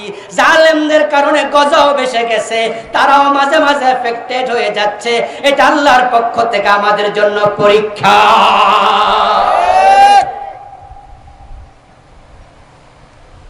আল্লাহ বলে, আমি জানমালের ক্ষতি দিয়ে পরীক্ষা করব। তোমরা মুমিন যদি পরীক্ষা পড়ে যাও, পরীক্ষায় পড়ে গেলে কাজ কি? হতাশ হওয়া, হাউতাশ করা, হায় হোসেন করে বুক থাপড়ানো, গায়ের জামা ছেঁড়া না। বন্ধু, যখন আমরা বিপদে মুসিবতে পড়ি তখন আমাদের কাজ কি হবে? আল্লাহ তাআলা বলেন, সবাই আমার সাথে পড়ুন, ইযা আসাবাতহুম মুসিবাতুন ক্বালু ইন্না লিল্লাহি ওয়া ইন্না ইলাইহি রাজিউন। আওয়াজ দিয়ে বলেন সুবহানাল্লাহ। বিপদ মুসিবত কি আমাদের নাই? রাসূল সাল্লাল্লাহু আলাইহি ওয়াসাল্লামের মতো মহামানব গাদার পিঠে ওঠার সময় পিছল খেয়ে পড়ে গেছেন, পড়ে তিনি পায়ে ব্যথা পেয়েছেন, পাটা মস্কায়া গেছে। নবী মুহাম্মদুর রাসূলুল্লাহ কয়েক ওয়াক্ত নামাজ মাটিতে বসে বসে পড়া লাগছে, দাঁড়ানোর ক্ষমতা ওনার ছিল না। রাসূল সাল্লাল্লাহু আলাইহি ওয়াসাল্লাম যদি পিছল খায়া পড়তে পারে, পা মস্কাতে পারে, বিপদ মুসিবত আপনার হতে পারে না? আল্লাহ তাআলা রাসূল সাল্লাল্লাহু আলাইহি ওয়াসাল্লামকে সন্তান দিয়েছেন মোট 7 জন, 4টা মেয়ে, বাকিটা কই হলো? সব আমার দিয়ে কইবেন। 7 জনের মাঝে মেয়ে কয়টা? 4টা। ছেলে কয়টা? 3 জন ছেলে, 4 জন মেয়ে। সন্তানের মৃত্যুর খবরের মতো দুঃসংবাদ বাবার কাছে দুনিয়াতে আর একটাও নাই। সন্তানের লাশের মতো ভারী কোন জিনিস বাবার কাঁধে আর নেই। ওই নবী মুহাম্মদুর রাসূলুল্লাহ সাল্লাল্লাহু আলাইহি ওয়াসাল্লামের 7 জন সন্তানের মাঝে ওনার জীবদ্দশায় আল্লাহ 6 জন কেড়ে নিয়েছেন। রাসূলুল্লাহ নিজে 6 জনের লাশ দাফন করছে। সন্তান বাবার সামনে থেকে কেড়ে নেওয়া বড় বিপদ। এই বিপদ আল্লাহ নবীকেও, বিপদ মুসিবত আসবে, হাউতাশ করবেন না, আল্লাহকে গালি দেবেন না। অনেকে রাগ হয়ে যায়, আল্লাহর উপরে গোসা হয়ে বলে, আল্লাহ বুঝি শুধু আমারে দেখলো, বলে কি না? অনেকে বলে, হুজুর আমি তো নামাজ ছাড়ি না, হুজুর আমারে তো বিপদ কেন? আমি বলবো, দোস্ত শোনো, নবী মুহাম্মদুর রাসূলুল্লাহর জীবনের দিকে তাকাও। জন্মের আগে বাবা নাই, জন্মের কিছুদিন পরে তো 5 বছর বয়সে মা নাই, দাদার বাড়িতে গেলেন 8 বছর বয়সে দাদা নাই, মা হারা, বাবা হারা, চাচা হারা, দাদা হারা। আমার প্রিয় নবী মুহাম্মদুর রাসূলুল্লাহ সন্তান হারা। যখন আপনার সন্তান আল্লাহ কেড়ে নেয় আর আপনি ধৈর্য ধরতে পারেন, করোনায় আপনি মারা যাবেন, সন্তান মারা যাবে, বিপদ আসবে, মুসিবত আসবে, আপনার দায়িত্ব কালু ইন্না লিল্লাহ, বিপদ দেখে বলবে আমি তো আল্লাহর জন্য, ওয়া ইন্না ইলাইহি রাজিউন, আমার সন্তান নয়, আমার বাবা নয়, শুধুমাত্র আমাকেও যাওয়া লাগবে। মায়ের কোল থেকে সন্তান ফেরেশতা কেড়ে নেয়, আল্লাহর জিম্মায় যখন রূহটাকে রাখে, আল্লাহর কাছে গিয়ে রিপোর্ট জমা দেয়, আল্লাহ অমুক গ্রামে সন্তান জান কবজের জন্য আমাকে পাঠাইছো, আমি আজরাইলের পক্ষ থেকে জান কবজ করেছি, আমি আজরাইলের সহযোগী। ও আল্লাহ, আজরাইলের মাধ্যমে আপনার কাছে রিপোর্ট পেশ করলাম। রিপোর্ট পাওয়ার পরে আল্লাহ তাআলা জিজ্ঞাসা করেন, আকাবাতুম ওয়ালাদা আবদি আকাবাতুম সামারাতা ফুয়াদিহি, ও আমার ফেরেশতা, আমার বান্দার কলিজার ধন বুঝি তুই কেড়ে নিয়ে আসছস? প্রশ্ন করে কে? একটু জোরে বলেন, প্রশ্ন করে কে? সন্তান কলিজার ধন। আল্লাহ কয় সামারাতা ফুয়াদি, তার হৃদয়ের ফল। ও আমার ফেরেশতা, আমার সন্তান, আমার বান্দার সন্তান কেড়ে আনছিস, তার কলিজার টুকরাটা কেড়ে নিয়ে আসছিস তার কোল থেকে। ফেরেশতা তখন বলে, হ্যাঁ খোদা, এটা তো আপনার অর্ডার। আল্লাহ এবার প্রশ্ন করেন, মাযা কাল আবদি, এত বড় বিপদ দেখার পরে আমি আল্লাহর ব্যাপারে আমার বান্দার ধারণা কি, সে কি বলেছে আমাকে একটু শোনা। ফেরেশতা বলে, হামেদাকা ওয়াস্তারজা, ও আল্লাহ, সন্তানের মৃত্যুর খবর শুনেছে বাবা, গাজীপুর বাজারে ব্যবসা করে, বাড়ি থেকে মোবাইলে জানানো হলো তোমার ছেলেটা পানিতে ডুবে মারা গেছে, হয় না, অ্যাক্সিডেন্ট করে মারা গেছে। মায়ের কোল সন্তান চলে যাচ্ছে, মা নিজের চোখে দেখছে কিভাবে তার নিঃশ্বাস উঠতেছে নামতেছে, হঠাৎ করে চলে গেছে। আল্লাহ বলেন, ওই মৃত্যু দেখে, মৃত্যুর কথা শুনে আমার বান্দা কি বলেছে আমার শোনা, কারণ আমার বান্দা তো জানে আমি আল্লাহর অর্ডার ছাড়া কারো মৃত্যু হয়। ফেরেশতা বলে, আল্লাহ, আজকে যে বাচ্চাটাকে কেড়ে আনলাম, তার মৃত্যু দেখে তার মা তার বাবা পড়েছে ইন্না লিল্লাহি ওয়া ইন্না ইলাইহি রাজিউন। আল্লাহ বলে, সে আমার উপরে খুশি, আমার উপরে নারাজ হয় না, সে আসার জন্য ঘোষণা দিয়ে বসে আছে। ও আমার ফেরেশতারা, এত বড় বিপদ দেখে আমার উপরে আমার বান্দা নারাজ হয় নাই। ইবনু লাহু ফিল বাইতি জান্নাতিল, ইবনু লাহু বাইতান ফিল জান্নাহ ওয়া সাম্মুহু বাইতাল হাম। আমি খুশি হয়ে অর্ডার করলাম জান্নাতের মাঝে এর পুরস্কার হিসাবে একটা ঘর আমার বান্দার জন্য বানায়া দাও। সুবহানাল্লাহ। বিপদ আসবে, মুসিবত আসবে, ধৈর্য ধরতে হবে। রাসূলুল্লাহ সাল্লাল্লাহু আলাইহি ওয়াসাল্লাম বলছেন, ইন্না ইজামাল জাযা মা ইজামিল বালা, যার বিপদ যত বড় তার পুরস্কারও তত বড়। বিপদ কে দেয়? আল্লাহ। কথা বলতে হবে, বিপদ কে দেয়? আল্লাহ। আরে গরিব মানুষ রিকশা কিনছে, অনেক দিনের শখ একটা ফেডেল ব্যতীত ইঞ্জিনওয়ালা রিকশা কিনবে, টাকা জমায় জমায় রিকশাটা কিনছে।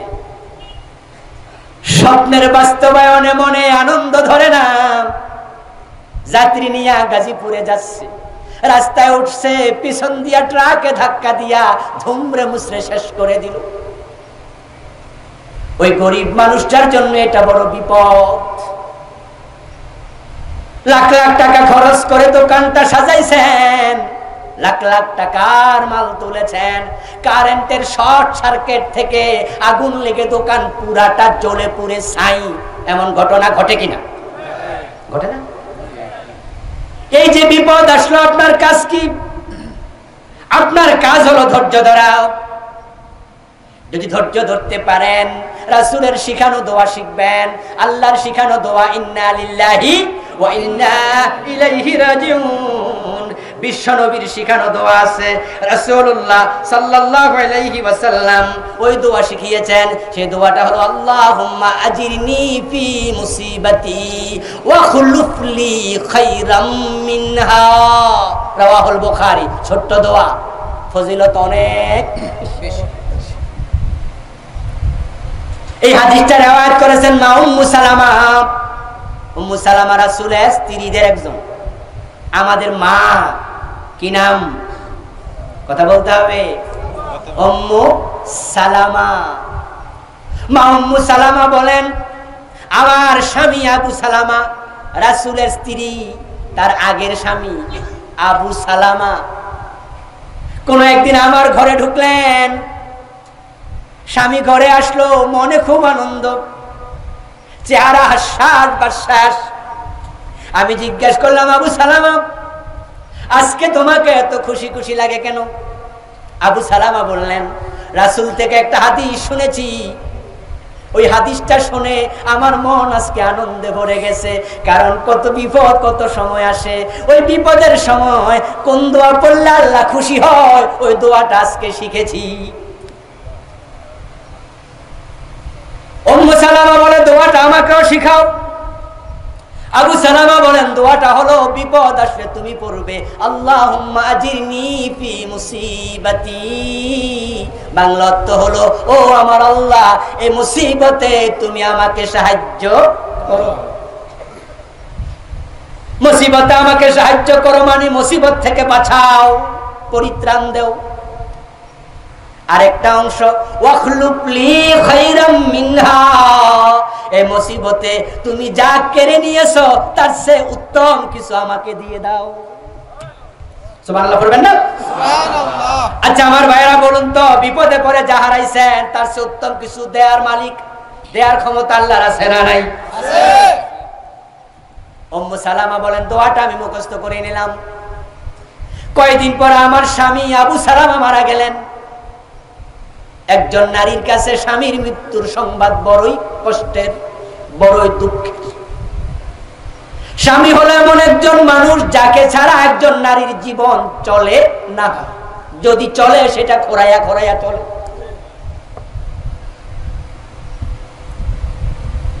একজন নারীকে যদি আপনি 10 জন 12 জন আত্মীয়ের নাম বলেন, আপনার ছেলে, আপনার মেয়ে, ওই নারীর স্বামী, ওই নারীর বাবা, ওই নারীর মা, ওই নারীর ভাই, ওই নারীর বোন, এইভাবে 10-12 জন আত্মীয়ের তালিকা দিলেন। তালিকা দেওয়ার পরে আপনি যদি আবার তার হাতে কলম দেন, কলম দিয়ে বলেন আমি আপনাকে বলি এই 12 জন আত্মীয় থেকে একজনকে আপনার কাটতে হবে, ক্রস দিতে হবে, বাদ দিতে হবে, আপনি বাদ দেন। নারী বলবে সন্তানকে বাদ দিয়ে চলবে না, মা বাবাও লাগবে। ঠিক আছে, এখানে তালিকার মাঝে মা না থাকলেও চলে। কথা বুঝেন? 11 নম্বরে এবার বলা হলো 11 জন থেকে একজন বাদ দেন। তাকায়া দেখে বলবে চাচা না হলেও 9 নাম্বার বাদ দেন, 8 নাম্বার বাদ দেন, 7 নাম্বার বাদ দেন, 6 নাম্বার বাদ দেন, 3 নাম্বার বাদ দেন। এভাবে বাদ দিতে দিতে নিজের সন্তানের কাছে আসবে 3 নাম্বারে সন্তান, 2 নাম্বারে স্বামী, লাস্টে উনি নিজে। এবার বললে এখান থেকে কাকে বাদ দিলে চলবে, স্বামী না সন্তান? ও দুজন থেকে একজন বেছে নেন, কাকে নিয়ে চলবেন। যদিও কলিজা কষ্ট সন্তানকে কেমনে বাদ দেই, কিন্তু যদি বলা হয় কাটতেই হবে, বাদ দিতেই হবে, বেছে নেন। নারী অনেক কষ্টের সাথে সন্তানের নাম কাটবে, স্বামীর নামটা কাটবে না, কারণ স্বামী ছাড়া নারীর জীবন চলে।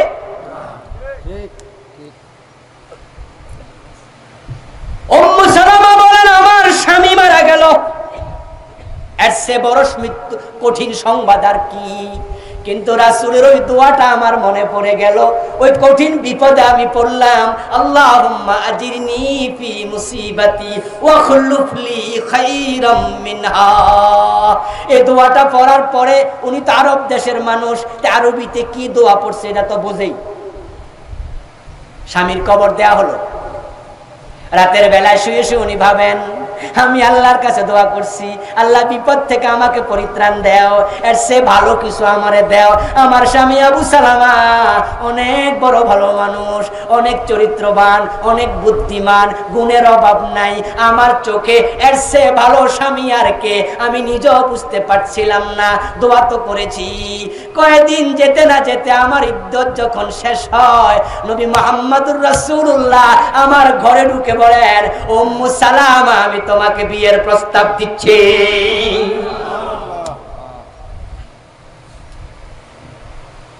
উম্মু সালামা বলেন আমি অবাক হয়ে গেলাম, ওই দোয়া আল্লাহ কিভাবে কবুল করলেন। আমি বলেছি আমার স্বামী আবু সালামার চেয়ে আরো ভালো কিছু দাও। আমি তো তখন বুঝে শুনে দোয়াটাও করি নাই, শিখছি তাই করছি। কিন্তু আল্লাহ দোয়ার মূল্য কত দেয়, নবী মুহাম্মদকে স্বামী বানায় আমার ঘরে পাঠিয়ে দিল। এই জন্য বিপদ মুসিবতে পড়লে আল্লাহর কাছে দোয়া করা দরকার আছে না নাই? হাদিসের দোয়া উসলাহুল মুমিন, দোয়া হলো মুমিনের কাছে অস্ত্রের মতো। বিপদে মুসিবতে পড়ে দোয়া শিখিয়েছেন আল্লাহ নিজে। হযরতে ইউনুস আলাইহিস সালাম মাছের পেটে একটা দোয়া করছে, ওই দোয়াটার নাম হয়ে গেছে দোয়ায়ে ইউনুস। আমার সাথে বলুন লা ইলাহা ইল্লা আনতা সুবহানাকা ইন্নী কুনতু মিনাজ জালিমিন। বলেন সুবহানাল্লাহ। ইউনুস আলাইহিস সালাম মাছের পেটে ছিলেন 40 দিন। কয় দিন? 40 দিন। মাছটা ছোট মোটো মাছ না বড় মাছ? বড়। ফালতাকামাহুল হুত ওয়া হুয়া মুলিম। আল্লাহ কোরআনে বলেন এমন বড় মাছ, ছোট বাচ্চার মুখে চকলেট দিলে হে দাঁত মাত ভালো ওঠে নাই, চকলেট দেওয়ার পরে একটু তাকায়া দেখবেন চকলেটটার সাবাইছে না গিলছে? গিলছে। আল্লাহ বলেন লোকমা যেমন গিলে ফেলে মানুষ, ওই মাছ ইউনুস নবীকে গিলে ফেলেছে। গেলার জন্য মাছকে অর্ডার করেছেন কে? আল্লাহ। পেটের ভিতরে চলে গেল, অন্ধকার, বাতাস নাই, অক্সিজেন কোত্থেকে আসবে? সেখানে আল্লাহ নিজে ব্যবস্থা করলেন। জেলখানায় সরকার নেয়, খাবার খাওয়ার দায়িত্ব কার? কথা কয় না রে ভাইরা। জেলখানা বানাইছে কে? পুলিশ ধরে তারপরে জেলে নেয়, সরকার নেয়। যেমন আপনি আর আমি যদি কাউকে ধরি বাড়িতে চোর ঢুকছে, হেরে ধইরা ডাইরেক্ট গাজীপুর জেলখানার গেটে নিয়ে যদি কই ও জেলখানার পুলিশ ঢুকাও, ঢুকাবে? সিস্টেম নাই। আপনি সরকারের কাছে দেন, সরকার ঢুকাবে। আর জেলে যখন সরকার নেয় তখন সেখানে 2 বেলা খাবারের ব্যবস্থাও করে সরকার। আল্লাহ ইউনুস নবীরে মাছের পেটে নিস। অক্সিজেন লাগলে সাপ্লাই দেবেন কে? আল্লাহ। বাতাস লাগলে সাপ্লাই দেবেন কে? আল্লাহ। খাবার লাগলে সাপ্লাই দেবেন কে? আল্লাহ। ইউনুস নবী মাছের পেটে 40 দিন চলে গেল। ওনার মনে পড়ে গেল কাজটা তো আমি ঠিক করি নাই। আমার যে এলাকায় দাওয়াতি কাজের দায়িত্ব, ওই এলাকার নাম ছিল নানুয়া, নিনুয়া। আমি ওই নিনুয়া নামক এলাকা অতিক্রম করে চলে যাচ্ছিলাম নৌকায় চড়ে। আল্লাহর অনুমতি নেই নাই, তিনি আমার উপর রাগ করেছেন, তাই আমাকে মাছের পেটে ঢুকাইয়া দিছে। আমি অন্যায় করে ফেলেছি, তাই মাছের পেটে বলে লা ইলাহা ইল্লা আনতা সুবহানাক। ও আমার আল্লাহ, তুমি ছাড়া ইলাহা নাই, পুত পবিত্র তুমি। ইন্নী কুনতু মিনাজ জালিমিন। আমি অন্যায় করে ফেলেছি। বিপদ মুসিবত যখন আসবে আত্মসমালোচনা করবেন, আমার অপরাধ আসছে কিনা। আমার ছেলেটা অ্যাক্সিডেন্ট করলো কেন? সে তো নিষ্পাপ। আমার মেয়েটা অ্যাক্সিডেন্ট করলো কেন? ব্যবসাটা লস হলো কেন? আত্মসমালোচনা করবেন। আপনার ছেলে নিষ্পাপ, আপনার মেয়ে নিষ্পাপ। অনেক সময় এমন হয় বাপের অপরাধের কারণে সন্তানের উপর আল্লাহ গজব দিয়ে দেয়। কারণ সন্তান আপনার সম্পদের মতো। আত্মসমালোচনা করি ইউনুস আলাইহিস সালামের মতো বলুন ইন্নী কুনতু মিনাজ জালিমিন। আল্লাহ তাআলা কোরআন মাজিদে বলেন ইউনুস যদি ইস্তিগফার না করত, লাউলা আন্নাহু কানা মিনাল মুসাব্বিহিন লালাবাসা ফি বাতনিহি ইলা ইয়াউমিন ইউবআসুন। ইউনুস যদি তাসবিহ না পড়তো, ইস্তিগফার না করতো, ক্ষমা না চাইতো, মাছের পেটে আমি আল্লাহ কিয়ামত পর্যন্ত বন্দী করে রেখে দিতাম। কিন্তু আমার ইউনুস যখন ইন্নী কুনতু মিনাজ জালিমিন বলল, আমি আল্লাহ দেরি করি নাই। আমার রহমতের সাগরে জোয়ার উঠে গেছে। আমি মাছকে বলেছি ও মাছ তীরে চলে যা, আমার ইউনুসকে বমি করে দে। ফাস্তাজাবনা লাহু ওয়া নাজাইনাহু। পড়েন না কেন? পারেন না? মিনাল গামবি ওয়া কাযালিকা নুনজিল মুমিনিন। আল্লাহ আবার আমাদেরকে বলে দুনিয়ার মানুষ, ও কুরআনওয়ালারা শোনো, আমি ইউনুসের ডাকে সাড়া দিয়েছি, তাকে মাছের পেট থেকে মুক্তি দিয়েছি। ওয়া কাযালিকা নুনজি, অনুরূপভাবে তোমরা যদি বিপদে পড়ে যাও, ক্ষমা চাইলে তোমাদেরকে মুক্তি দিয়ে দেব। দোয়া লাগবে, দোয়া। এখন করোনা ভাইরাস থেকে বাঁচতে চাইলে আল্লাহর কাছে দোয়া করতে হবে। আল্লাহুম্মা ইন্নী আউযু বিকা মিনাল বারাস ওয়াল জুনুন ওয়াল জুযাম ওয়া মিন সাইয়িল আসকাম। বেশি বেশি সাদাকা করতে হবে, সাদাকা সাদাকা। দাউ মারদাকুম বিস সাদাকা। অসুখ হয়েছে ডাক্তারের কাছে যাবেন, ঠিক আছে, ঔষধ কিনবেন, তাও ঠিক আছে, কিন্তু মাথায় রাখুন আল্লাহ যদি সুস্থ না করে ঔষধে সুস্থ করার ক্ষমতা নাই। তাই রাসূলুল্লাহ বলেন দাউ মারদাকুম বিস সাদাকা। তুমি ডাক্তারের কাছে যাও, ঠিক আছে, তবে আমি নবী মুহাম্মদ বলি সাদাকা করার মাধ্যমে রোগের চিকিৎসা করো। তোমার রব চাইলে ঔষধ ছাড়া অসুস্থ করতে পারে। as-sadaqatu taruddul bala। সাদাকার ক্ষমতা এত বেশি, বিপদ এসেছে, আপনি গরিবকে টাকা দিয়ে দেন, ওই সাদাকা ওই বিপদটাকে ফিরিয়ে দেয়। as-sadaqatu tudfi ghadabar rabb। আপনার রব আপনার উপরে রাগ হয়ে গেছে, আপনি বুঝেছেন এমন কাম আমি করছি আল্লাহ খুশি হতে পারে না। আল্লাহর হাবিব বলে তুমি সাদাকা করো, বিশেষত গোপনে করো। as-sadaqatus sirr, গোপন সাদাকা, সাদাকাতুস সির তুতফি গাদাবুর রাব, তুতফি গাদাবার রাব। গোপনে সাদাকা করলে আল্লাহর রাগটা কমে যায়। বিপদ থেকে বাঁচতে চাও দোস্ত, সালাতুল হাজাত পড়ো। রাসূল সাল্লাল্লাহু আলাইহি ওয়াসাল্লাম যখন বিপদ দেখতেন নামাজে দাঁড়িয়ে যেতেন। আমাদের দেশের লোকেরা কেউ কেউ আছে বিপদ মুসিবতে পড়লে মাজারে সিন্নি মানত করে, আছে না নাই? মাজারে গরু মানত করে। মাজারে যেও না দোস্ত, রবের কাছে যাও। কেউ ফিরে না খালি হাতে, খাজারে তোর দরবারে, এমন গান গায় এবং বিপদে পড়লে আজমির শরীফে চলে যায় এমন মুসলমানের সন্তানও আছে। অথচ রাসূল কি বলেন আকরাবু মা ইয়াকুনুল আবদু মির রাব্বিহি ওয়া হুয়া সাজিদ ফাকসিরুদ দুআ, রাওয়াহু মুসলিম। আল্লাহর হাবিব বলে বান্দা যখন সিজদা যায় সে তার আল্লাহর কাছে চলে যায়। ফাকসিরুদ দুআ, সিজদায় গিয়া মনের যত দোয়া আছে সব উপস্থাপন করো। মেয়ে বিয়ে হয় না, ছেলে বিদেশ যেতে পারে না, চাকরি হয় না, ব্যবসায় উন্নতি হয় না, ঋণ আছে লাখ টাকা, পালিয়ে যেতে মন চায়, ঋণ দিতে পারো না, 10 নেমেছে ব্যবসা বাণিজ্যে, কোথায় যাবে বুঝে উঠতে পারো না, রোগটা সারে না, কত ওষুধ খাইলা কাজে আসে না।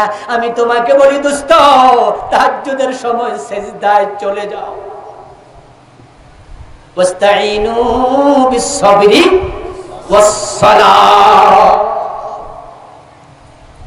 সিজদা গিয়ে চোখের পানি ছেড়ে দাও, রবের কাছে দরখাস্ত পেশ করো সিজদায়, আল্লাহ আমার বিপদটা সারাইয়া দাও, ও আল্লাহ আমার রোগটা তুমি সারাইয়া দাও, মেয়ের বিয়ের ব্যবস্থা করে দাও। ছেলে চাকরির দরখাস্ত দেয়, দরখাস্ত দিতে দিতে টাকা শেষ, কত জায়গায় ব্যাংক ড্রাফট চায়, চাকরি হয় না, আবার ব্যাংক ড্রাফট 1000। এর চেয়ে বড় জুলুম আর কি? এখানেও কলেজের প্রিন্সিপাল আছেন, কলেজের শিক্ষক আছেন, গভর্নিং বডির সভাপতি আছেন, সেক্রেটারি আছেন, মাদ্রাসার গভর্নিং বডির লোকেরা আছেন। আপনারা যে দরখাস্তের টাকা চান, আপনাদের বোঝা উচিত যার কাছে টাকা চাই তার তো চাকরিটাই নাই।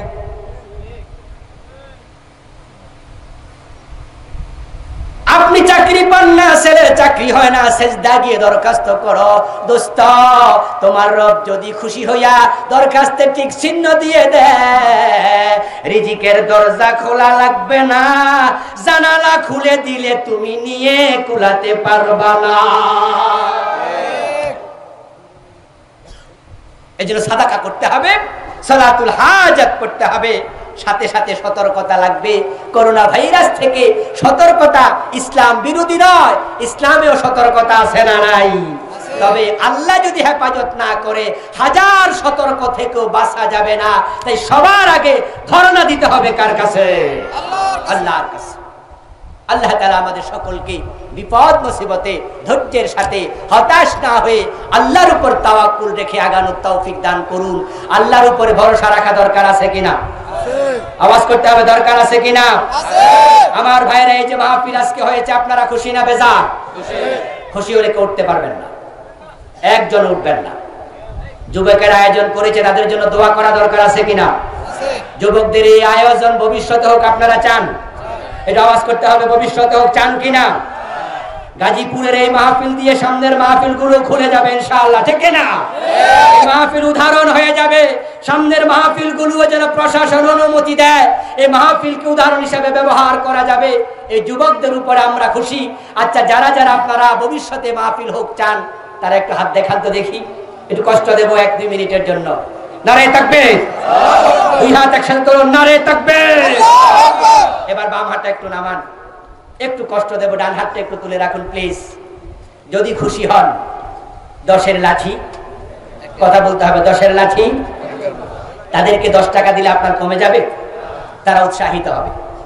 10, 20, 50, 100, 1000, আমিও পকেটে হাত দিচ্ছি, আপনারাও দেবেন।